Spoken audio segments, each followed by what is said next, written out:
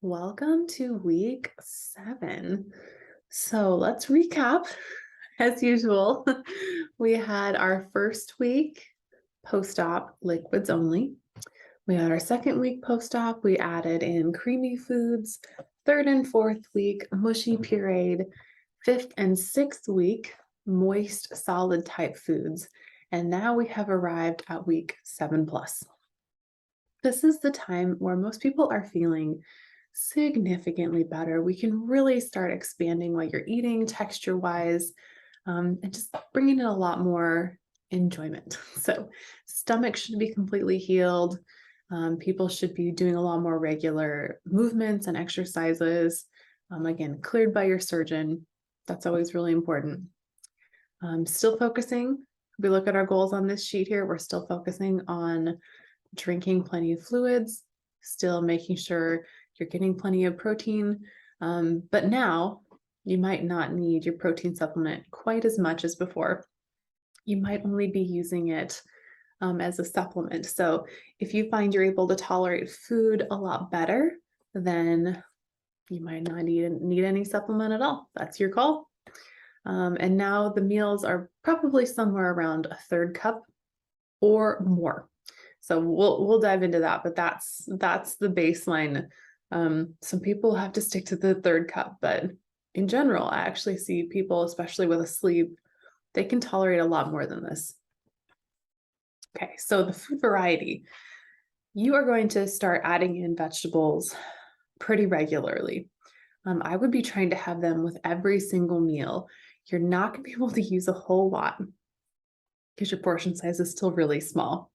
This is going to kind of ebb and flow. So you're not always going to be stuck at this third cup, even if you find yourself still needing that much at seven weeks. You're going to gradually be expanding how much your stomach can take in. So that's kind of a way to also think about the progression of this post-op plan, is that we're very gently stretching your stomach back out. We're gently seeing what it can accommodate, so that eventually by the end of this, we can get you to a more semi-normal type meal. It's always going to be a lot smaller than someone who hasn't had weight loss surgery, but it's gonna feel a lot more normal. And we just gradually start adding in a little bit more at a time. So veggies with each meal. You can kind of decide how much, how little. At this point, if you can tolerate very little, I would say just try to use them as almost like condiments. If you can eat larger portions, go ahead and add in a portion size. That's up to you. Don't be afraid of using herbs, spices, sugar-free sauces. Do not be afraid of using sugar-free sauces. So we're really careful about artificial sweeteners because we know too many artificial sweeteners are toxic to the gut microbiome. They're not helpful for digestive system. They're not helpful for diarrhea and gas and bloating, but they do have a place.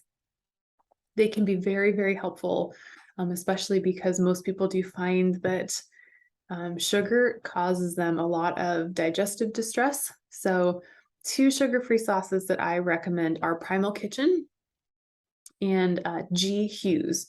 Those are big variety of sauces. You can pretty much get anything you want from those 2 sauces. So if you haven't tried them, go ahead and give those a try.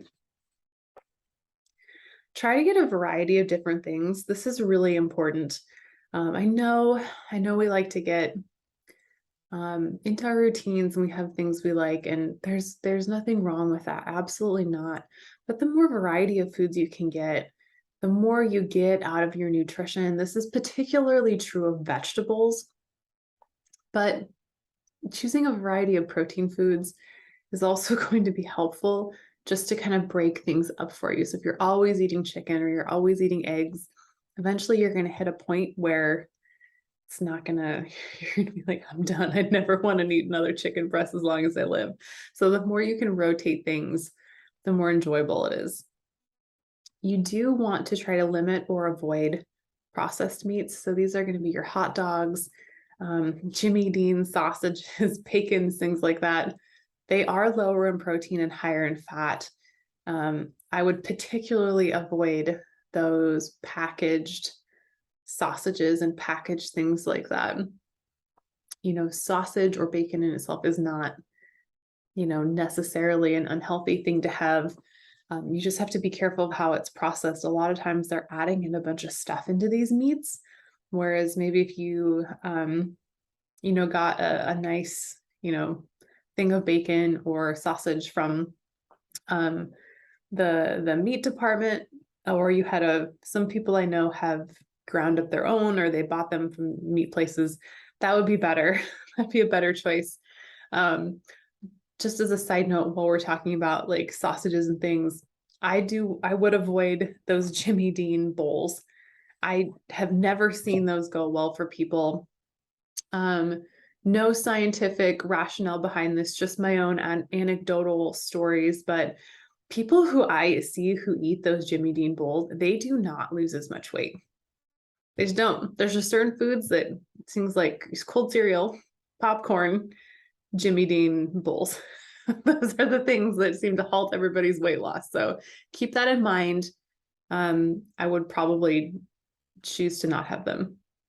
There are a lot of good vegetarian products out there. You just have to check the label. Or if you're working with a dietitian, or perhaps you're doing any type of coaching with me, check with us. Bring your labels in. Take a look at it. Some of them have a lot of fillers in them, just the same thing as like the Jimmy Dean. Just because they're vegetarian doesn't make them healthier, but there are some really good sources out there. Yeah. I would also limit, there's the little yellow under here. I would limit coffee to about 16 ounces a day. Anything more than that, and people start having symptoms pop up again. I've had patients that were even drinking so much coffee, it gave them an ulcer, which is not fun. We don't want ulcers. I would also avoid things like sweeteners. We have things like cream or milk on there. If you want to put just like a tablespoon or something of cream or milk, that's going to be just fine. You do want to watch out for those artificial creamers and things. If you're gonna have creamer, get the real thing. Get real creamer. Don't get these fake food things. We want to do real food. Or if you like your creamers, just have them every once in a while. Just, let's try to move to a more real food based type of thing. So just limit them.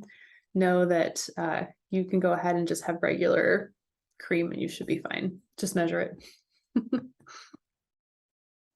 All right, at 6 months, we call this protein and veggies, even though you've been having veggies this whole time, but it's an emphasis on vegetables. That's how I would think of it, where you want to be adding in larger portions of vegetables. You want to be trying to see, you're getting your protein first, but how much veggies can you really get in there and still feel comfortable and not have pain or any type of nausea or vomiting.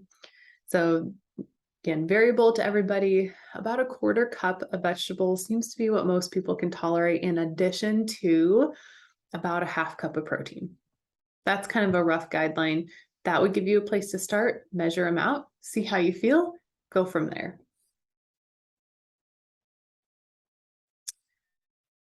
I mentioned this, but eat your protein first.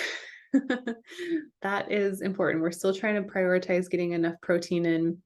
And then, if you haven't had a lot of vegetable variety up until this point, maybe you just haven't gotten there, make sure that you're adding in just one at a time. Just see how it goes. I would not try having, a brand new thing and then take off on a road trip. Be home for the rest of the day. Make sure you're in a comfortable home environment. We do focus on the low carbohydrate veggies, lots of fiber. And then, if you're comfortable, be trying to get at least a quarter cup per meal, at least, if you can get that. If you can get more and you're not in any discomfort, go for it.